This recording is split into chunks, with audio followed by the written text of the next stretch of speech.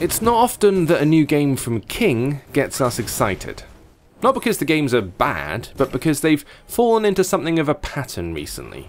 They created Candy Crush Saga, and you know what you're gonna get, and if that's all you want, then you're rarely disappointed. Which makes Legend of Solgard such an interesting prospect. Rather than the super casual fare that we've come to expect, it sits closer to the mid-core center of the spectrum. Yes, you're still matching stuff, but there is an RPG layer sitting underneath it all. The mixture of what King does best with something new makes for an interesting experience, and while it doesn't have the depth of some of the best match stuff RPGs on the App Store, there is something here. The game's all about trying to stop the end of the world. You're a hero with a special disc who can summon monsters to fight for her. Combine those monsters into groups of 3 or more and in different patterns, and they will activate.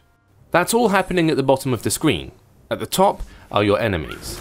You don't just need to attack the minions though. More often than not, there's a massive crystal portal at the very top with a big health bar that you need to smash. Matching your monsters in different ways gives their attacks more power or changes the way that they react. Match 3 in a vertical line and they'll combine to form one creature, which will then charge at the enemy when a timer runs down. Match 3 horizontally and they'll become fences that defend you from enemy assault. Then things get more complex. Matching in squares, L-shapes and crosses all have different effects, and you can combine matched and unmatched creatures to make them even more powerful.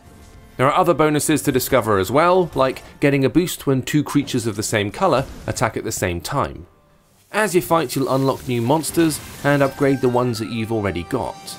There are 4 different colours, and the different beasts and characters in each shade have different roles to play.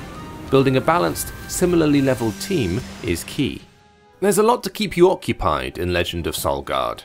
Daily challenges give you a reason to come back, and there are special events, raids and competitive multiplayer leagues to dive into. That's alongside the fairly massive campaign and the special quests that pop up from time to time.